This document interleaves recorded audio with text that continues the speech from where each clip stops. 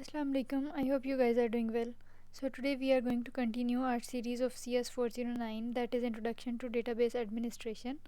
So जैसा कि आपको पता है कि जो आपका सब्जेक्ट है दैट इज़ CS 409, वो बेसिकली एक तो 4 क्रेडिट आवर्स का है। कहने का मकसद है कि एक इसका थियोरी का आपका एक सब्जेक्ट है और एक जो है वो लाइक 1 क्रेडिट आवर की इसकी लैब या इसका प्रैक्टिकल का जो सब्जेक्ट होता है CS 409P, वो भी है। ठीक हो गया। दूसरी बात ये कि इसके जो हैंडआउट्स हैं या जो इसका सिलेबस है आपका that is not divided into total of 45 chapters. Basically इसमें क्या है कि मॉड्यूल्स में ये पूरा जो आपका कोर्स है या सब्जेक्ट है वो डिवाइडेड है। ठीक हो गया। तो हम हर वीडियो में इंशाल्लाह जो है वो 5 टॉपिक्स को कवर करेंगे so that in each video हमें उन टॉपिक्स को ग्रैस्प करने में, उनका कॉन्सेप्ट लेने में भी आसानी हो। So stay tuned till the end of the series. So सबसे पहले यहाँ पे आपके पास जो है टॉपिक है इंट्रोडक्शन टू डेटाबेस एडमिनिस्ट्रेशन, वही आपका सब्जेक्ट है। तो हमने बेसिकली देखना है कि डेटा और इन्फॉर्मेशन और इसी तरह से डेटाबेस, ये तीनों चीज़ें हैं क्या, राइट। देखें, अब पहली बात तो ये कि अगर हम डेटा या इन्फॉर्मेशन को स्टडी कर रहे हैं या डेटा को इन्फॉर्मेशन में हम किसी तरह ट्रांसफॉर्म करना चाह रहे हैं तो हमारा क्या मकसद है या क्या फ़ायदा हमें उससे मिलना है। तो देखें, फॉर नॉलेज के लिए भी हम यूज़ कर सकते हैं। लाइक अगर आपने किसी डेटा को इन्फॉर्मेशन में ट्रांसफॉर्म करना है तो वो हम किसी तरह का नॉलेज गेन करने के लिए या कोई एनालिसिस करने के लिए यूज़ कर सकते हैं, राइट। उसके अलावा हम बिज़नेस इंटेलिजेंस के लिए अपने डेटा को इन्फॉर्मेशन में ट्रांसफॉर्म करते हैं या कन्वर्ट करते हैं। कहने का क्या मकसद है, जैसे जो बड़ी बड़ी इंटरप्राइजेज़ होती हैं, कंपनीज़ होती हैं, वो अपने डेटा को, अपनी रिपोर्ट्स को, अपनी हिस्ट्री को जो है वो एनालाइज करती हैं, डेटा को इन्फॉर्मेशन में काफ़ी सारे टूल्स यूज़ करके कन्वर्ट करती हैं और फिर पता लगाती हैं कि कोई किस प्रोजेक्ट पे जिस प्रोजेक्ट पे उन्होंने काम किया था उससे उन्होंने कितना रेवेन्यू जनरेट किया, कितना प्रॉफिट हुआ, कितना लॉस हुआ एंड ऑल दैट स्टफ। ठीक है। अच्छा, अब यहाँ पे बात आ गई डेटा की। अब डेटा बेसिकली क्या है कि कोई भी ऐसी चीज़ जो बज़ाहिर लगे कि ये नेसेसरीली लाइक मीनिंगफुल नहीं है ह्यूमन बींग्स के लिए, जिसको देख के आप फर्स्ट साइट में ना बता सकें कि ये क्या है। ठीक है। तो रॉ फैक्ट्स, फिगर्स को जो है वो हम कहते हैं डेटा। इसी तरह से अगर इंफॉर्मेशन अभी अनप्रोसेस्ड है, लाइक अनप्रोसेस्ड स्टेट में है, उस पर अभी फंक्शनिंग नहीं की गई, प्रोसेसिंग नहीं की गई, तो तब भी हम कहेंगे कि दैट इज़ डेटा। अच्छा, अब एग्जांपल्स की अगर हम बात करें तो अगर कोई आपके सामने रैंडम नंबर्स दे दे, जैसे 10, 12, 22, 119, 219, ठीक है। तो अब आपको क्या पता चलेगा कि सिंपल उन डिजिट्स को देखने से क्या पता चलेगा कि ये किसी की एजेस हैं, या फिर ये किसी चीज़ की लेंथ है, या फिर ये कोई रूम नंबर है, या फिर ये कोई मतलब क्या किसी का रोल नंबर है। इस तरह से डेफिनेटली देख के नहीं पता चल रहा। ठीक है। तो ये डेटा है, अभी हमने इसको किसी यूज़फुल फॉर्म में कन्वर्ट नहीं किया, अभी इसमें प्रोसेसिंग नहीं की। इंफॉर्मेशन बेसिकली क्या होती है कि जब हम डेटा को प्रोसेस करते हैं, उस पर कोई वर्किंग करते हैं, उस पर कोई काम करते हैं, ताकि टू रिवील इट्स मीनिंग, यानी कि हम उसका मीनिंग ज़ाहिर कर सकें कि लाइक हमें पता चल सके कि अच्छा इस डेटा का ये मकसद था। जैसे अब वो पीछे डिजिट्स हैं कि अगर हम कहें कि अच्छा ये तो किसी होटल के रूम नंबर्स हैं, तो फिर we will be clear, we will be sure कि हाँ अब ये जो बात हो रही है वो किसी होटल के रूम नंबर्स की हो रही है। ठीक है। अब यहाँ पे देखें, बेसिकली डेटा को इन्फॉर्मेशन में कन्वर्ट करने का फ़ायदा क्या हुआ, क्यों, क्योंकि अगर आपके पास एक्यूरेट और टाइमली और बहुत मतलब एग्जैक्ट इन्फॉर्मेशन है आपके पास, तो बहुत अच्छे डिसीजंस लिए जा सकते हैं आपकी कंपनी के लिए, आपके बिज़नेस के लिए, राइट। लाइक हम अच्छा एनालिसिस करके अच्छी इन्फॉर्मेशन से हम बेटर स्टेप्स ले सकते हैं। ठीक हो गया। अच्छा जी, अब नेक्स्ट आपके पास यहाँ पे आ गया, एग्जांपल्स आ गई इन्फॉर्मेशन की। तो जैसे देखें, ये थे सिंपल आपके पास डिजिट्स, लेकिन जब हमने किसी एक्सेस पे लाइक इसको शो करवाया और हमने कहा कि भाई ये टेम्परेचर है, तो अब इससे इन्फॉर्मेशन हम गेन कर सकते हैं कि फॉर एग्जांपल किसी स्पेसिफिक एरिया में with the passage of time क्या टेम्परेचर में वेरिएशंस आ रही हैं वगैरह वगैरह। ठीक है। अच्छा, यहाँ पे अब उसने बात की हुई है कि reports are giving wrong information, this means design is not okay. तो यहाँ पे बस इस ग्राफ के कहने का ये मकसद है कि इन्फॉर्मेशन के साथ साथ हम किस सिनेरियो में किस लाइक ग्राफ पे प्लॉट कर रहे हैं, या हम क्या हिसाब किताब उस इंफॉर्मेशन का कर रहे हैं, उसको कैसे यूटिलाइज़ कर रहे हैं, ये भी ज़्यादा इंपॉर्टेंट है। ठीक हो गया। अच्छा, अब नेक्स्ट है आपके पास aim of data and information. अब देखें, डेटा और इन्फॉर्मेशन, अब ये जो पिरामिड शेप का आपको कुछ नज़र आ रहा है, इसमें डेटा और इन्फॉर्मेशन फंक्शनल लेवल पे हैं। और यहाँ पे क्या होता है कि सबसे पहले आपके पास डेटा है, फॉर एग्जांपल रॉ फैक्ट्स हैं, रॉ डिजिट्स हैं, तो वो वहाँ पे बहुत ज़्यादा यूज़र्स इंटरेक्ट कर रहे होते हैं, बहुत ज़्यादा यूज़र्स जो हैं वो डेटा को यूज़ कर रहे होते हैं। फिर क्या होता है कि उस पर प्रोसेसिंग होती है और वो किसी यूज़फुल इन्फॉर्मेशन में कन्वर्ट हो जाता है। ठीक हो गया। अब इन्फॉर्मेशन जो है, अगर हम फर्दर उससे हम, जैसे मैंने आपको फर्स्ट सेकंड स्लाइड में बताया था कि हम नॉलेज गेन करने के लिए भी यूज़ करते हैं, तो डेटा से इंफॉर्मेशन, और क्या होता है कि इन्फॉर्मेशन से फिर हम नॉलेज गेन कर लेते हैं कि अच्छा इस ये डेटा या ये इन्फॉर्मेशन में बेसिकली ये सब कुछ बता रहा है। यहाँ पे देखें ये जो एरोज़ हैं, अगेन नॉलेज से अगर आपने बिज़नेस में कोई रेवेन्यू कुछ इस तरह का प्रॉफिट लॉस ऐसे देखने के लिए यूज़ करना है, तो आपकी जो नॉलेज है वो हम उसको इंटेलिजेंस के लेवल तक जा सकते हैं, लेके जा सकते हैं। मोर ओवर हम इंफॉर्मेशन से डायरेक्ट इंटेलिजेंस भी गेन कर सकते हैं इन केस अगर आपका जो मेन पर्पज़ है वो नॉलेज गेन करना नहीं है बल्कि इंटेलिजेंस ही अचीव करना है। ठीक हो गया। अच्छा, अब नेक्स्ट है आपके पास हु बिल्ड्स यूज़फुल इन्फॉर्मेशन। अब इन्फॉर्मेशन यूज़फुल जो है वो कौन बिल्ड करता है, तो देखें यहाँ से आपको एरो हेड से नज़र आ रहा है कि डेटा से इन्फॉर्मेशन में तक का जो सफ़र है या जो पूरा प्रोसेस है उसमें सबसे पहले डेटाबेस डिज़ाइनर्स होते हैं जो बेसिकली डेटाबेस को डिज़ाइन कर रहे होते हैं। ठीक हो गया। उसके बाद पूरी एक एडमिनिस्ट्रेटिव अथॉरिटी होती है, एक पूरी टीम होती है जो डेटाबेस एडमिनिस्ट्रेटर उसको देख रहा होता है। लाइक डेटाबेस एडमिनिस्ट्रेटर कोई सिंगल पर्सन भी हो सकता है या ग्रुप ऑफ पीपल भी हो सकता है, राइट। उसके अलावा आखिर में एनालिस्ट्स और प्रोग्रामर्स होते हैं। प्रोग्रामर्स कोडिंग करते हैं, प्रोग्रामिंग करते हैं, और एनालिस्ट्स जो हैं वो एनालिसिस करते हैं, डेटा को एनालाइज करते हैं और पता लगाते हैं कि क्या बेनिफिट में जा रहा है और क्या नहीं जा रहा, राइट। यहाँ पे लास्ट स्लाइड आपके पास फर्स्ट टॉपिक की है कि डेटाबेस बेसिकली है क्या। ये कलेक्शन है, किस चीज़ की कलेक्शन है। ऑपरेशनल डेटा अगर आपके पास स्टोर्ड है और हम उसको किसी पर्टिकुलर एंटरप्राइज़ के लिए, किसी स्पेसिफिक कंपनी के लिए फॉर एग्जांपल हम यूज़ कर रहे हैं, तो हम कहेंगे कि ये हमारी उस कंपनी की, उस एंटरप्राइज़ की जो है वो डेटाबेस है। अब यहाँ पे देखें कि ये पूरा डेटाबेस सिस्टम है। तो एक होता है आपके पास डेटा, ठीक है। अब डेटा में देखें जैसे कोई लाइक किसी सिस्टम के एम्प्लॉयज़, फिर उसकी नंबर ऑफ़ ऑर्डर्स या उनकी नेचर ऑफ़ ऑर्डर्स, उसके अलावा इन्वेंट्री में क्या क्या पड़ा हुआ है, उसके कस्टमर्स का डेटा, ये सारा कुछ आ जाता है आपके पास डेटा में, ठीक है। और फिर उसके बाद जो डेटाबेस मैनेजमेंट सिस्टम होता है वो इंटरेक्ट करने के लिए, लाइक डील करने के लिए या डेटा फैच करने के लिए, एनालाइज करने के लिए यूज़ किया जाता है। तो डेटाबेस मैनेजमेंट सिस्टम DBMS और डेटा, ये दोनों बज़ाहिर अलग अलग चीज़ें हैं। ठीक हो गया। अच्छा, अब सेकंड टॉपिक जो है आपके पास वो है introduction to database management system DBMS and its environment for DBA। अब जाहिर सी बात है कि देखें जो डेटाबेस एडमिनिस्ट्रेटर है, जो आपके पास DBA है, कोई भी पर्सन हो सकता है या ग्रुप ऑफ पर्सनस भी हो सकते हैं, उन्होंने ज़ाहिर सी बात है कि अगर किसी DBMS पे काम करना है, उसके साथ इंटरेक्ट करना है, उसको देखना है, तो उनको कोई ख़ास इन्वायरमेंट भी चाहिए होगा काम करने के लिए, ठीक है। तो ये सारा कुछ हम इस टॉपिक में इंशाल्लाह देखेंगे। तो इस टॉपिक में ये सारे टॉपिक्स लाइक सब टॉपिक्स जो हैं वो हमने इंशाल्लाह डिस्कस करने हैं। लाइक हमने एग्जांपल्स देखनी है DBMS की, उसके अलावा डेटा एक्सेस हम कैसे करते हैं DBMS में वो देखना है, forms, reports, queries and all that. So इनको हम वन बाय वन करके जो है वो स्टार्ट करते हैं। सबसे पहले आपके पास है कि बेसिकली एग्जांपल्स क्या हैं DBMS की, तो ये अक्सर MCQ के पॉइंट ऑफ व्यू से आ जाता है। लाइक इनमें से कोई एक ऑप्शन चेंज होगी and you will have to choose the one that is not an example of DBMS और स्टफ लाइक दैट। तो अब बेसिकली जैसे अब DBMS की एग्जांपल्स, अगर जैसे अब कार है, ठीक है। अब कार एक ट्रांसपोर्ट मीडियम है, राइट।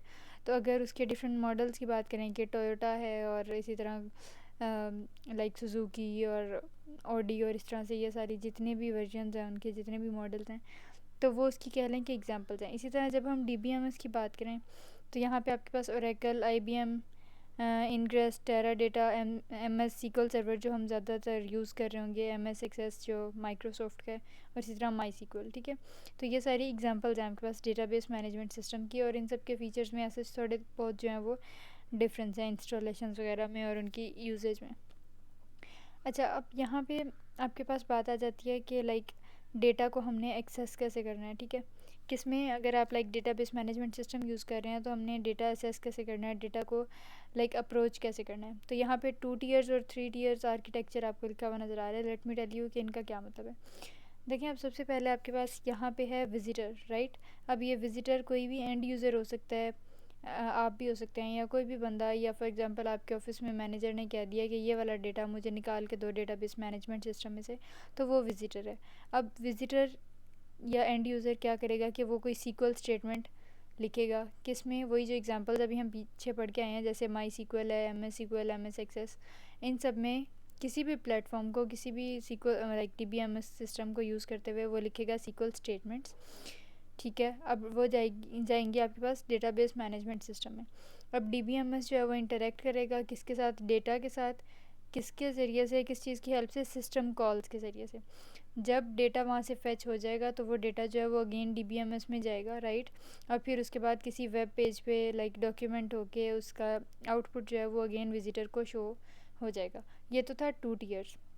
अब अगर हम 3 टीयर्स की बात करें तो बेसिकली क्या होता है कि कुछ एप्लीकेशंस या कुछ वेब पेजेस ऐसे होते हैं जो that are dependent upon internet. अगर आपका सिस्टम या जिस सिस्टम के साथ आप डील कर रहे हैं, जिस DBMS के साथ हम इंटरेक्ट करने जा रहे हैं, if that particular DBMS is connected to internet, अगर उसका उस वक्त इंटरनेट में कोई रोल प्ले कर रहा है या उसमें इंटरनेट यूज़ होना है, तो हम एक डिवाइस या कह लें कि एक कंपोनेंट एक एडिशनल जो है वो इसमें ऐड करेंगे, that is web server, right.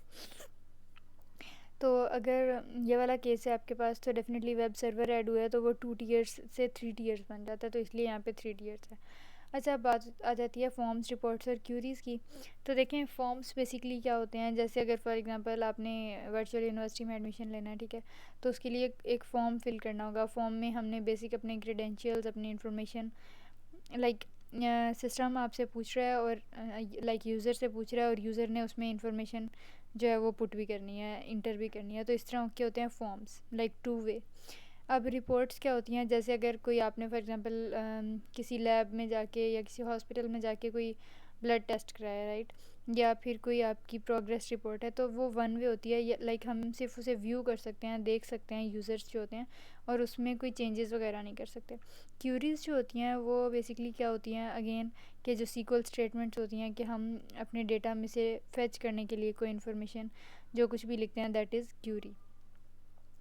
अब बात करते हैं DBMS लैंग्वेज की। तो DBMS लैंग्वेज बेसिकली एक सॉफ्टवेयर पैकेज है जो यूज़र्स को इस काबिल बनाता है कि वो डेटा को डिफ़ाइन कर सकें, क्रिएट कर सकें, मेंटेन कर सकें, और जो आपका डेटाबेस है उस पर लाइक उसको उसके ऊपर आपके पास एक्सेस की जो है वो कंट्रोल हो, लाइक हम उसको एक्सेस इजीली कर सकें। तो यहाँ पे देखें कि इसकी आपको बताइए इसकी 3 टाइप्स हैं, DDL, DML और DCL। अब जो DDL है वो लाइक डेटा डेफिनेशन लैंग्वेज है, ठीक है, इसमें इंसर्ट वगैरह आ जाते हैं, और इसी तरह डेटा मैनिपुलेशन लैंग्वेज में आपके पास जो है वो सिलेक्ट आ जाता है, और इसी तरह से डेटा कंट्रोल लैंग्वेज जो है वो डेटा को कंट्रोल करने के लिए यूज़ होती है। तो यहाँ पे देखें, अगर हम इसको वैसे ही गूगल करें तो जो डेटा डेफिनेशन लैंग्वेज है उसमें create, drop, alter, truncate, rename, ये सारी कमांड्स आती हैं। इसी तरह से आपके पास डेटा मैनिपुलेशन में जो है वो इंसर्ट, अपडेट, डिलीट, ये सब आ जाती हैं, और डेटा कंट्रोल में ग्रांट और रिवोक, ये 2 जो हैं वो कमांड्स आती हैं, ठीक है। सो उनकी डिटेल्स में ऐसा फ़िलहाल जाने की ऐसा नीड नहीं है। अब यहाँ पे बात करते हैं DBMS और उसकी सब स्कीमास के बारे में। तो बेसिकली क्या होता है कि जो डेटाबेस मैनेजमेंट सिस्टम है वो एक ऐसा सॉफ्टवेयर सिस्टम है जो डेटा को क्रिएट करने के लिए, लाइक उसको फॉर्म करने के लिए, फिर उसको मेंटेन कैसे करना है, और फिर डिफरेंट यूज़र्स को कैसे कैसे एक्सेस जो है वो ग्रांट करनी है, उसके लिए यूज़ होता है।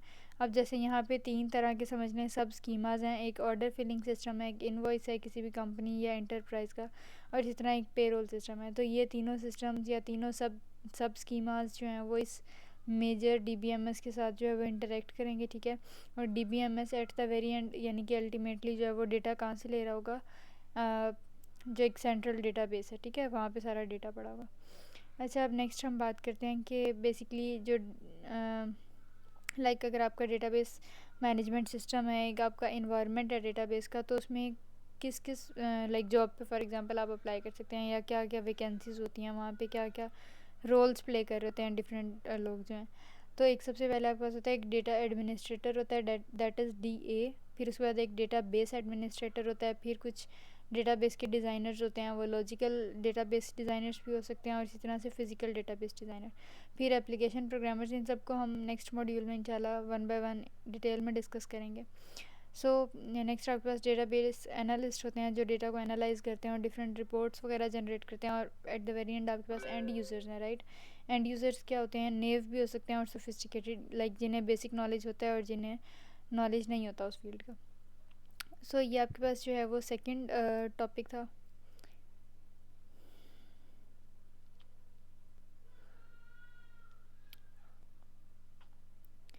अच्छा, अब नेक्स्ट आपके पास आ गया introduction to database management system components and architecture. So इस मॉड्यूल में जो है वो हम ये सारा कुछ जो है इंशाल्लाह डिस्कस करने जा रहे हैं 1 बाय 1। तो सबसे पहले आपके पास आ गया interaction of users with database management system. अब यूज़र्स जो हैं वो इंटरेक्ट कैसे करते हैं डेटाबेस मैनेजमेंट सिस्टम के साथ, ठीक हो गया। तो यहाँ पे देखें ये होते हैं एंड यूज़र्स। मैंने जैसे पहले आपको बताया था कि फॉर्म्स होती हैं जो टू वे होती हैं बेसिकली, कि हम कोई फॉर्म फिल कर रहे हैं या फिर रिपोर्ट्स या फिर क्यूरीज़। इन तीनों ज़रियों से, इन तीनों मेथड से यूज़र जो है वो इंटरेक्ट कर सकता है, कम्युनिकेट कर सकता है अपने DBMS के साथ। अब अगर तो फॉर्म के ज़रिए से यूज़र इंटरेक्ट कर रहा है, कोऑर्डिनेट कर रहा है, तो कोई फॉर्म प्रोसेसिंग एप्लीकेशन होगी। इसी तरह अगर हमने रिपोर्ट कोई व्यू करनी है यूज़र ने, तो उसके लिए रिपोर्ट जनरेटर कोई एप्लीकेशन होगी। और इसी तरह से क्यूरीज़ के केस में क्यूरी प्रोसेसिंग एप्लीकेशन, ठीक है। ये सब बेसिकली डेटा कहाँ से लेंगी, सीक्वल से। और सीक्वल किस चीज़ के लिए यूज़ होता है, डेटाबेस मैनेजमेंट सिस्टम को मतलब वहाँ से इंफॉर्मेशन रिट्रीव करने के लिए। और डेटाबेस मैनेजमेंट सिस्टम या DBMS, मैंने आपको जैसे पहले बताया कि असल में डेटा या इंफॉर्मेशन कहाँ से ले रहा होता है, जो एक सेंट्रल डेटाबेस होती है वहाँ से, राइट। एक तो ये बात हो गई। ये नीचे पैराग्राफ है कि लाइक इसको एक बार रीड कर लीजिएगा कि फॉर्म्स या रिपोर्ट्स जो हैं वो विजुअल बेसिक में या .NET या PHP इन सब लैंग्वेजेस में जो है वो क्रिएट किए जाते हैं। इसी तरह रिपोर्ट्स जो हैं वो क्रिस्टल रिपोर्ट्स टूल यूज़ करके बन सकती हैं। क्यूरी प्रोसेसिंग के लिए हम SQL सर्वर्स यूज़ कर सकते हैं, राइट। अच्छा, अब नेक्स्ट आ गया मल्टी यूज़र DBMS आर्किटेक्चर। अब इसमें जो है वो बेसिकली आपके पास तीन है, टेली प्रोसेसिंग, फाइल सर्वर और क्लाइंट सर्वर। अच्छा, अब क्लाइंट सर्वर जो है वो आपके पास 2 टीयर भी है और 3 टीयर भी, ठीक है। अब टेली प्रोसेसिंग की अगर हम बात करें तो ये बेसिकली ट्रेडिशनल यानी कि थोड़े पुराने टाइम्स का जो है वो आर्किटेक्चर है, ठीक है। और यहाँ पे देखें कि एक ही आपके पास सेंट्रल सिस्टम होता है, लाइक एक ही समझ लें कि CPU है या सेंट्रल प्रोसेसिंग का कोई यूनिट है, और उसके साथ डिफरेंट नंबर ऑफ़ टर्मिनल्स जो हैं वो अटैच्ड हैं। एक मेन फ्रेम होगा और उसके बाद काफ़ी सारे टर्मिनल्स। लेकिन इससे क्या होता था कि लोड ज़्यादा हो जाता था इस मेन फ्रेम पे, इस CPU पे, ठीक है। तो जिसकी वजह से क्या हो रहा है कि अब इसका ट्रेंड बेसिकली कम हो रहा है। नेक्स्ट अगर हम बात करें 2 टीयर्स क्लाइंट सर्वर आर्किटेक्चर की, तो देखें यहाँ पे दो आपके पास टीयर्स हैं। एक टीयर नंबर ऑफ़ क्लाइंट्स जितने भी हैं यहाँ पे 2 3 4 एंड अपवर्ड्स। और इसी तरह यहाँ पे एक टीयर ये बना हुआ है लाइक सर्वर का जो मेन फ्रेम है जो इंटरेक्ट कर रहा होगा इन सब क्लाइंट्स के ज़रिए से, क्लाइंट्स से, ठीक है। और यहाँ पे देखें सर्वर जो है बेसिकली वो एक DBMS है जो कि डेटा जो है at the very and again जो है वो फाइनली डेटाबेस से ही इंफॉर्मेशन ले रहा है। तो डेटाबेस को लाइक ऑर्गेनाइज़ करने का या वहाँ से इंफॉर्मेशन फेच करने का एक सिस्टम है हमारे पास, डेटाबेस मैनेजमेंट सिस्टम, राइट। अच्छा, अब अगर हम 3 टीयर्स की बात करें तो जैसे मैंने पहले आपको बताया था कि 2 टीयर्स और 3 टीयर्स में बेसिक यही डिफरेंस है कि अगर तो आप उस वक्त DBMS को डील करने के लिए किसी वेब सर्वर या ऑनलाइन कोई यूजेज है, कोई इंटरनेट वगैरह का, तो इसलिए वहाँ पे क्या होगा कि एक वेब सर्वर जो है वो ऐड हो जाएगा। तो इसलिए फॉर दैट वेरी रीज़न जो हमारा 2 टीयर है वो 3 टीयर्स में कन्वर्ट हो जाता है, ठीक है। तो ये basically 3 tears client server architecture है। नेक्स्ट हम बात करते हैं अल्टरनेट क्लाइंट सर्वर आर्किटेक्चर की। तो यहाँ पे आपको नज़र आ रहा है कि जैसे अब फॉर एग्जांपल एक क्लाइंट है और एक सर्वर है, लाइक एक मेन फ्रेम है और फिर एक क्लाइंट है, या फिर एक मेन फ्रेम हो सकता है, दो क्लाइंट्स हो सकते हैं, या फिर दो मेन फ्रेम्स हो सकते हैं और काफ़ी सारे क्लाइंट्स। और इनमें से कोई क्लाइंट किसी मेन फ्रेम पे डिपेंड करता है, कोई किसी पे, या पहले एक पे फिर दूसरे पे, एंड ऑल दैट। तो नाम से पता चल रहा है, सेल्फ एक्सप्लेनेटरी है कि जो अल्टरनेट क्लाइंट सर्वर आर्किटेक्चर है उसमें क्लाइंट साइड और सर्वर साइड यानी कि मेन फ्रेम साइड और जो आपके एंड यूज़र की साइड है वो दोनों अल्टरनेट कर सकती हैं, बदल सकती हैं, इंटर कन्वर्ट हो सकती हैं, ठीक है। अच्छा, अब हम बात करते हैं कि बेसिकली पैराडाइम क्या है डेटाबेस सिस्टम की। तो एक लॉजिकल पैराडाइम आप कह लें और एक जो है वो फिज़िकल। लॉजिकल या कॉन्सेप्चुअल जब डेटाबेस डिज़ाइन की हम बात करते हैं तो यहाँ पे आपको OLTP और OLAP ये दोनों नज़र आ रहे हैं। अब OLTP basically online transaction processing है, राइट। और इसी तरह से जो ऑनलाइन लाइक आपके पास एनालिटिकल जो प्रोसेसिंग है उसके लिए डेटा वेयर हाउसेस को जो है वो हम देख रहे होते हैं। कहने का क्या मकसद है कि OLTP में बेसिकली हम ये देखते हैं कि कोई ट्रांजैक्शनल डेटा है, लाइक जो हमने डिफरेंट क्यूरीज़ को फेच करने के लिए डिफरेंट टाइप की इंफॉर्मेशन को रिट्रीव करने के लिए यूज़ करना है, उनको मॉडल कैसे करना है, ठीक है। इसी तरह अगर डेटा वेयर हाउस की मैं बात करूँ तो डेटा वेयर हाउस बेसिकली क्या होता है कि आपके पास कोई बिग डेटा है, कोई लार्ज डेटा है और हमने उसको किसी यूज़फुल तरीके से ऑर्गेनाइज़ करना है, मैनेज करना है, तो वो यहाँ पे OLAP का काम आ जाएगा, ठीक है। नेक्स्ट आपके पास आ जाती है क्यूरी प्रोसेसिंग। इसमें हमने बेसिकली देखना होता है कि कितनी तरह की क्यूरीज़ को हम एफिशिएंटली डील कर सकते हैं, जो आपका DBMS है या उनका क्या लाइक कह लें कि उसकी क्या कॉस्ट है कि अगर हम कोई क्यूरी रन कर रहे हैं तो उसकी क्या कॉम्प्लेक्सिटी है, क्या नहीं है। नेक्स्ट हम बात करते हैं फ़िज़िकल डेटाबेस डिज़ाइन की। तो बेसिकली फ़िज़िकल डेटाबेस डिज़ाइन जो है वो कोई डीबीए यानी कि डेटाबेस एडमिनिस्ट्रेटर कंट्रोल कर रहा होता है, ठीक है, उसने मैनेज करना होता है, उसकी रिस्पॉन्सिबिलिटी है, उसका काम है। इसमें हम देख रहे होते हैं कि कोई डिस्क है जहाँ पे डेटा आपका पड़ा हुआ है, तो वो पड़ा कैसे हुआ है, लाइक ऑर्गेनाइज्ड कैसे है। फिर उसके बाद हम देखते हैं कि कौन से डेटा स्ट्रक्चर्स यूज़ करने आया, हमने कोई स्टैक यूज़ करना है, कोई क्यू, कोई डबल लेंथ क्यू यूज़ करनी है, या फिर हमने कोई सर्कुलर एरेज यूज़ करने हैं, या फिर BSTs एंड ऑल दैट, ठीक है। अच्छा जी, अब उसके बाद बात आ जाती है डेटा माइनिंग की। तो जैसे माइनिंग होती है, लाइक किसी चीज़ को हमने क्राफ्ट करना होता है उसमें से, इसी तरह डेटा को जब हम माइन करते हैं तो हमने ये देखना है कि लाइक ये जो सारा डेटा है वो बेसिकली है किस काम के लिए, क्या फ़ायदा है इसका, या क्यों चाहिए हमें ये डेटा। इसी तरह डेटा वेयर हाउस जो है, लाइक जो आपका लास्ट डेटा है जिसको हम ऑर्गेनाइज़ करने जा रहे हैं, उसमें से हमने कौन कौन सी इन्फॉर्मेशन लेनी है, क्या क्या क्वेश्चंस पूछने हैं। नेक्स्ट आपके पास बात आ जाती है डेटा साइंस या बिग डेटा की। तो ये क्या होता है कि लाइक आपके पास जो क्लाउड स्टोरेज सिस्टम्स होते हैं उन सब में, या फिर डेटा साइंस की बात करें कि आपने प्रॉपर्ली डेटा को एनालाइज कैसे करना है और उसको सॉफ्टवेयर सिस्टम्स में अप्लाई कैसे करना है, तो ये सारा आ जाता है डेटा साइंस। अच्छा जी, अब आपके पास जो फोर्थ टॉपिक है या फोर्थ मॉड्यूल है वो बेसिकली है 3 लेवल्स आंसी स्पार्क आर्किटेक्चर के बारे में, ठीक है। अब यहाँ पे बेसिकली हम इस टॉपिक में या इस मॉड्यूल में क्या क्या कवर करने जा रहे हैं, इसका 3 लेवल्स आर्किटेक्चर, फिर उसके बाद इसकी डिटेल्स थोड़ी सी देखेंगे, फिर डेटा इंडिपेंडेंस क्या होती है वो देखना है, स्कीमाज, उनकी instances, at the very and जो है वो हमने डेटाबेस स्टेट की बात करनी है, ठीक है। अब यहाँ पे देखें 3 लेवल्स आर्किटेक्चर जो है आपके पास। ये जो आपके पास 3 लेवल्स आर्किटेक्चर है, इसमें 3 जो हैं वो लेवल्स हैं। सबसे पहले आपके पास आ जाता है एक्सटर्नल लेवल, जिसे हम कहते हैं कि ये बेसिकली यूज़र्स व्यू है, ठीक है। इसी तरह नेक्स्ट है कॉन्सेप्चुअल लेवल, जिसे हम लॉजिकल लेवल भी कह रहे होते हैं। इसी तरह नेक्स्ट है इंटरनल लेवल। अच्छा, अब इंटरनल लेवल में फ़िज़िकल रिप्रेजेंटेशन होती है। अब देखें एक्सटर्नल लेवल में बेसिकली कोई भी एंड यूज़र या कोई भी यूज़र, लाइक आप या कोई भी कंपनी का फॉर एग्जांपल एम्प्लॉई है, अगर वो डेटाबेस के साथ इंटरेक्ट कर रहा है, उससे डेटा फेच करना चाहता है, तो वो उस वक्त एक्सटर्नल लेवल पे काम कर रहा होगा। नेक्स्ट आपके पास आ जाता है कॉन्सेप्चुअल लेवल, या जिसे कम्युनिटी व्यू कहते हैं। अब उसमें हम बेसिकली ये डिस्क्राइब करते हैं कि जो आपका डेटा है वो डेटाबेस में कौन सा डेटा पड़ा हुआ है और कैसा पड़ा हुआ है, लाइक जो डेटा आपकी डेटाबेस में मौजूद है उसका आपस में क्या रिलेशनशिप है, क्या उसका आपस में जो है वो एक दूसरे के साथ ऐसे रिलेशन है, वो हम कॉन्सेप्चुअल लेवल में स्टडी करते हैं, राइट। नेक्स्ट आपके पास आ जाता है इंटरनल लेवल। इंटरनल लेवल में हम बेसिकली फ़िज़िकल रिप्रेजेंटेशन देखते हैं कि कोई डेटा आपके डेटाबेस में जो है वो कैसे फ़िज़िकली रिप्रेजेंट किया गया है, उसमें लाइक उसको स्टोर कैसे किया गया है डिस्क में। तो बेसिकली डेटाबेस एडमिनिस्ट्रेटर का भी इंटरनल लेवल पे ज़्यादा काम होता है।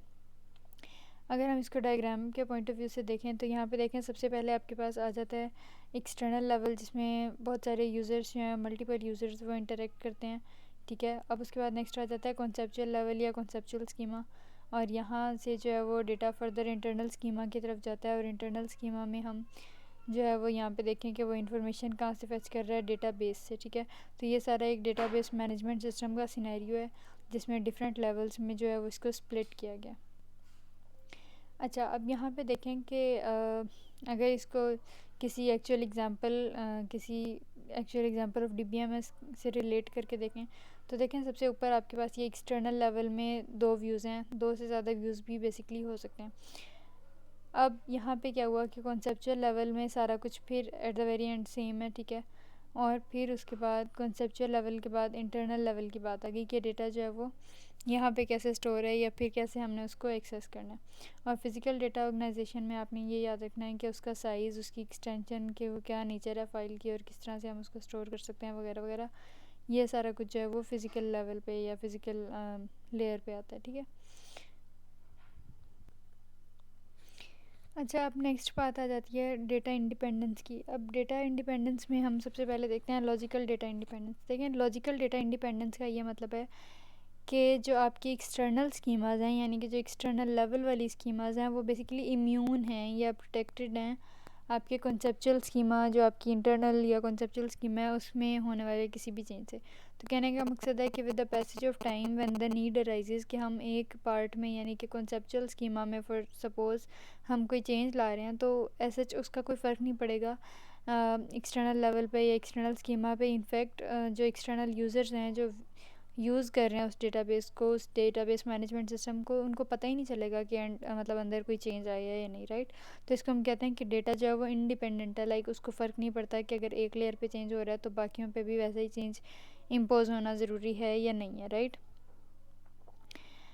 अच्छा जी, अब यहाँ पे देखें नेक्स्ट आपके पास स्लाइड है डिग्री ऑफ डेटा एब्स्ट्रैक्शन। वही जो बात पहले की है कि लो से हाई की तरफ अगर हम जाते हैं तो नेटवर्क पहले हायरार्किकल है आपके पास, फिर उसके बाद नेटवर्क, फिर रिलेशनल और फिर ऑब्जेक्ट ओरिएंटेड, और फिर आखिर में जो एंटिटी रिलेशनशिप आपके पास डायग्राम्स होती हैं, ठीक है।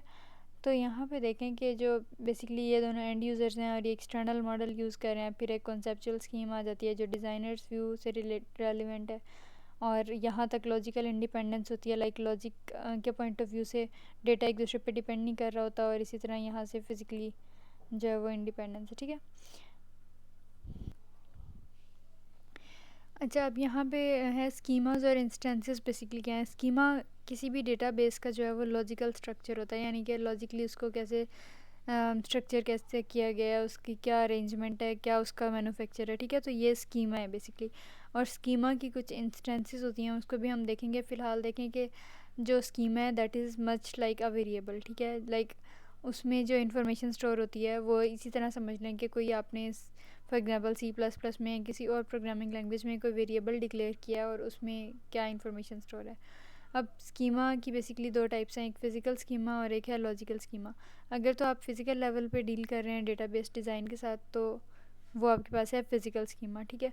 और इसी तरह से अगर लॉजिकल लेवल की बात करें तो वहाँ पे डेटाबेस डिज़ाइन का जब हम स्टडी करते हैं दैट इज़ लॉजिकल स्कीमा। अब सब स्कीमास क्या होती हैं, एक ही डेटाबेस को different views, different angles, different facets से देखने को हम कहते हैं कि बेसिकली ये आपके पास सब स्कीमा है।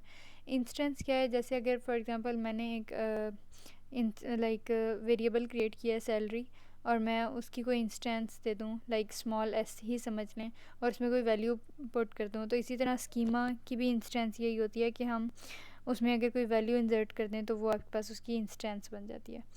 अब स्कीमा ऑब्जेक्ट्स क्या होते हैं? अब जैसे लाइक वेरिएबल्स की डिफरेंट डेटा टाइप्स होती हैं, फ्लोट, डबल, इस तरह से, तो इंटीजर, कैरेक्टर, सारा कुछ। तो इसी तरह स्कीमा के जो ऑब्जेक्ट्स हैं वो आपके पास क्या क्या हैं, टेबल्स हम बना सकते हैं जैसे SQL सर्वर वगैरह में भी। इसी तरह इंडेक्सेस होते हैं जो एग्जैक्ट पॉइंट आउट करने के लिए यूज़ होते हैं, या बहुत बड़े लार्ज डेटा में से इंफॉर्मेशन फ़ौरन कहीं पॉइंट आउट करवाने के लिए यूज़ होते हैं। इसी तरह कंस्ट्रेंट्स, कुछ स्पेसिफिक लिमिटेशंस अगर लगानी हो उसके लिए यूज़ होते हैं। Sequences, then views, clusters, triggers, links, इन सब के बारे में हम with the passage of time इंशाल्लाह डिटेल में डिस्कस करेंगे आने वाले मॉड्यूल्स में, राइट। इस तरह यूज़र डिफाइंड, फिर टाइप, सिनोनिम्स, डायमेंशंस, और फिर उसके बाद कुछ प्रोसीजरल प्रोग्राम कोड्स हैं जो आपके पास डिफरेंट लैंग्वेजेस में जो है वो कोड किए जाएंगे, राइट। अब डेटाबेस स्टेट बेसिकली क्या होती है कि उस वक्त में आपके पास करंट लाइक रियल टाइम में डेटा जो है वो किस कंडीशन में प्रेजेंट है, और या हम उसको कैसे एनालाइज कर सकते हैं अपनी डिफरेंट कंप्यूटेशंस के लिए। तो यहाँ पे जैसे देखें डिफरेंट कॉलम्स और रोज़ में जो है वो आपका डेटा स्प्लिट अप हुआ है, और दो टेबल्स या दो से ज़्यादा रिलेशंस या टेबल्स आपस में एक दूसरे से इंटरेक्ट कैसे करते हैं। सो अगर हम फिफ्थ टॉपिक की या फिफ्थ मॉड्यूल की बात करें तो इसमें हमने देखना है कि जो डेटाबेस एडमिनिस्ट्रेटर होता है उसकी रिस्पॉन्सिबिलिटीज़ या उसके टास्क जो हैं वो बेसिकली क्या होते हैं, ठीक है। तो ये सारे टॉपिक्स जो हैं वो हम इस मॉड्यूल में इंशाल्लाह कवर करेंगे। सबसे पहले आपके पास आ जाता है कि डेटाबेस एडमिनिस्ट्रेटर होता कौन है। डेटाबेस एडमिनिस्ट्रेटर कोई सिंगल पर्सन या फिर ग्रुप ऑफ पर्सन हो सकता है जो क्या करता है, जो रिस्पॉन्सिबल होता है, किस चीज़ के लिए रिस्पॉन्सिबल होता है कि उसने मैनेज करना है, क्या मैनेज करना है, सारी एक्टिविटीज़ मैनेज करनी है उसने। डेटाबेस मैनेजमेंट सिस्टम से रिलेटेड सारी एक्टिविटीज़ को जो मैनेज करता है, कंट्रोल करता है, या उसके लिए रिस्पॉन्सिबल होता है, हम उसको कहते हैं कि वो आपके पास डेटाबेस एडमिनिस्ट्रेटर है, ठीक है। अब इस जॉब के लिए आपको बहुत ज़्यादा हाई लेवल ऑफ एक्सपर्टीज़ चाहिए, बहुत ज़्यादा एक्सपीरियंस और बहुत ज़्यादा नॉलेज चाहिए, ठीक है। अब बहुत कम चांसेस होते हैं, वो कह रहा है कि एक सिंगल पर्सन पूरे मैनेजमेंट सिस्टम पूरे डेटाबेस मैनेजमेंट सिस्टम को मैनेज कर सके। आमतौर पे क्या होता है कि कंपनीज़ में ग्रुप्स बने होते हैं जो डेटाबेस एडमिनिस्ट्रेटर के रोल को परफॉर्म कर रही होती हैं। अब यहाँ पे देखें कि हर डेटाबेस जो होती है उसको एटलीस्ट एक तो डेटाबेस एडमिनिस्ट्रेटर यानी कि चाहिए होता है, ठीक है। उसके अलावा एक तो चाहिए ही चाहिए, लेकिन अक्सर डेटाबेसेस जो हैं उनको उनके यूज़र्स क्योंकि बहुत ज़्यादा होते हैं, तो फिर क्या होता है कि ये सिंगल वन पर्सन की जॉब नहीं होती कि मैंने डेटाबेस एडमिनिस्ट्रेटर बनना है और मैंने पूरे डेटाबेस को एडमिनिस्ट्रेट करना है, मैनेज करना है, कंट्रोल करना है। वो बेसिकली एक ग्रुप होता है डेटाबेस एडमिनिस्ट्रेटर्स का, राइट। अब इसी तरह एक कंपनी में फॉर एग्जांपल अगर एक नेटवर्क एडमिनिस्ट्रेटर है तो उसका क्या काम है कि वो कोऑर्डिनेट करेगा, इंटरेक्ट करेगा किसके साथ, डेटाबेस एडमिनिस्ट्रेटर के साथ। और क्यों करेगा, नेटवर्क एडमिनिस्ट्रेटर का उसके साथ क्या इंटरेक्शन का काम है कि वो ये देखेगा कि कोई इश्यूज़ स्टोरेज से रिलेटेड, ऑपरेटिंग सिस्टम से रिलेटेड, उसके हार्डवेयर इंस्टॉलेशन से रिलेटेड, तो ये सारा कुछ नेटवर्क एडमिनिस्ट्रेटर का काम है, राइट। इसी तरह अगर हम बात करें कि कुछ जो साइट्स होती हैं, कुछ एंटरप्राइजेज़ जो होती हैं, उनमें एक से ज़्यादा नेटवर्क एडमिनिस्ट्रेटर होते हैं। जैसे एक से ज़्यादा DBAs होते हैं, इसी तरह एक से ज़्यादा नेटवर्क एडमिनिस्ट्रेटर्स हो सकते हैं। जैसे यहाँ पे एग्जांपल ओरेकल नेट सर्विसेज की दी हुई है, ठीक है। नेक्स्ट आपके पास है एप्लीकेशन डेवलपर्स, और नाम से पता चल रहा है कि इन्होंने क्या करना है, इन्होंने डिज़ाइन करना है और डेवलप करना है किसको, डेटाबेस एप्लीकेशंस को। इसी तरह किसी भी एप्लीकेशन के डेटाबेस स्ट्रक्चर को भी इन्होंने डिज़ाइन करना है। फिर उसके बाद जिस एप्लीकेशन को वो डिज़ाइन या स्ट्रक्चर करने जा रहे हैं उसकी क्या स्टोरेज रिक्वायरमेंट्स हैं या आने वाले टाइम में वो कितनी स्टोरेज ले सकता है, ये सारा कुछ देखना है। और फिर with the passage of time क्या स्पेसिफिकेशंस होंगी, उसमें क्या अपडेट्स आएंगी, क्या मॉडिफिकेशंस आएंगी, ये सारा कुछ भी एप्लीकेशन डेवलपर्स का काम होता है देखना। इसके अलावा वो क्या करते हैं, डेटाबेस एडमिनिस्ट्रेटर के साथ कोऑर्डिनेट करते हैं ये सारा कुछ देखने के लिए। उसके अलावा ट्यून करते हैं एप्लीकेशन को ड्यूरिंग डेवलपमेंट, यानी कि उसकी टेस्टिंग वगैरह सारी कुछ परफॉर्म करते हैं। फिर सिक्योरिटी मेजर्स को मेक श्योर करते हैं कि प्रॉपर स्टेप्स लिए गए हैं एंड ऑल दैट स्टफ़। उसके बाद प्रोग्रामिंग लैंग्वेजेस का भी इनके साथ इंटरेक्शन होता है, जैसे ओरेकल या सीक्वल वगैरह वगैरह। तो एप्लीकेशन डेवलपर्स ने जब एप्लीकेशन को डेवलप करना होता है तो वो इन प्रोग्रामिंग लैंग्वेजेस के साथ भी डील कर रहे होते हैं, राइट। अच्छा जी, अगेन आपके पास डेटाबेस एडमिनिस्ट्रेटर के टास्क आ गए। सबसे पहले उसका काम है कि उसने डेटाबेस की जो हार्डवेयर है उसको इवेलुएट करना है, एनालाइज करना है कि वो प्रॉपर फंक्शनल है या नहीं है। फिर उसने उस सॉफ्टवेयर को इंस्टॉल करना है। फिर डेटाबेस को प्लान करना है कि उसने कैसे डेटा को उसमें रखना है, कैसे अरेंज करना है, कैसे मैनिपुलेट करना है। फिर उसके बाद प्लान करने के बाद उसने डेटाबेस को क्रिएट करना है कोई भी DBMS यूज़ करके। फिर उसका बैकअप भी तैयार रखना है ताकि इमरजेंसी सिचुएशन में अगर बैकअप क्रिएट करना पड़ जाए तो प्रॉब्लम ना हो। इसी तरह इनरोल करना है जो भी यूज़र्स होंगे उस सिस्टम के, उनको इनरोल उनकी रजिस्ट्रेशन करनी है। फिर उसके बाद डेटाबेस डिज़ाइन जो हमने पीछे पढ़ा है उसको इम्प्लीमेंट करना है। उसके बाद पूरा एक फुली फंक्शनल जो डेटाबेस होगा एक प्रॉपर रनिंग स्टेट में, उसको बैकअप उसका रखना है। और इसके अलावा डेटाबेस की परफॉर्मेंस को ट्यून करना है। जो पैचेस होते हैं कि जो थोड़े थोड़े पैचेस पीसीज होते हैं और फिर हम उनको वक्त के साथ ज़रूरत के हिसाब से जो है वो अपने सिस्टम में एडमिनिस्टर करते जाते हैं, इंस्टॉल करते जाते हैं। उसके अलावा एडिशनल होस्ट्स अगर कोई एक्स्ट्रा यूज़र्स वगैरह हैं तो उनको रोल आउट करने के लिए या टर्मिनेट करने का काम भी किसका है, डेटाबेस एडमिनिस्ट्रेटर का। इसी तरह जब हम उसकी रिस्पॉन्सिबिलिटीज़ की बात करते हैं तो उसका काम है कि भाई वो इंस्टॉल करे और अपग्रेड करे ओरेकल डेटाबेस सर्वर को या उसके अलावा जो भी रेलिवेंट एप्लीकेशन टूल्स हैं। फिर उसके बाद कौन सा सिस्टम कितनी स्टोरेज लेगा या फ्यूचर में क्या नीड्स हैं स्टोरेज की, वो सारा कुछ काम है DBA का देखना। इसके अलावा वो प्राइमरी डेटाबेस की टेबल स्पेसेस और व्यूज़ इंडेक्सेस ये सारा कुछ क्रिएट करेगा। उसके अलावा प्राइमरी ऑब्जेक्ट्स जैसे टेबल्स, रिपोर्ट्स, क्यूरीज वो सारा कुछ भी उसने देखना है। फिर डेटाबेस को मॉडिफाई जब करना है तो कैसे करना है, उसको इंटीग्रेट कैसे करना है सिस्टम में, ठीक है। उसके अलावा जो यूज़र्स हैं जिनको वो इनरोल करना कर रहा है आया वो सिस्टम सिक्योरिटी के हिसाब से कंपेटेबल इन कंप्लाइंस हैं भी या नहीं, वो सारा कुछ देखना है। और फिर उसके बाद जो है यूज़र एक्सेस को उसने मॉनिटर करना है डेटाबेस में कि कोई इररेलेवेंट या इलीगल एक्सेस ना हो सिस्टम में, ठीक है। उसके अलावा यहाँ पे एंड पे देखें कि जो DBA की रिस्पॉन्सिबिलिटीज़ हैं कि उसने बैकअप तैयार रखना है, बैकअप और रिकवरी जैसे होती है किसी भी डिवाइस की, इसी तरह डेटाबेस मैनेजमेंट सिस्टम की भी होती है। उसके अलावा आर्काइव डेटा जो हिडन डेटा या प्रोटेक्टेड डेटा होता है उसको मेंटेन रखना है। उसके अलावा अगर कोई इशू अराइज होता है जिसको वो टैकल नहीं कर पा रहा DBA या ग्रुप ऑफ DBAs, तो फिर उन्होंने ओरेकल की टेक्निकल सपोर्ट टीम के साथ कैसे कांटेक्ट करना है, ये भी रिस्पॉन्सिबिलिटी है किसकी, डेटाबेस एडमिनिस्ट्रेटर की, राइट। सो ये कुछ रोल्स और रिस्पॉन्सिबिलिटीज़ थी। ये आज हमारे 5 टॉपिक्स जो हैं वो कवर हो गए हैं। आई होप ये सारे कुछ आपको समझ आ गए होंगे। फिर भी इसमें कोई कन्फ्यूजन या क्यूरी हो तो you can always drop a comment, and if you are new to the channel then don't forget to subscribe and hit the bell icon as well. Till then, Khuda Hafiz.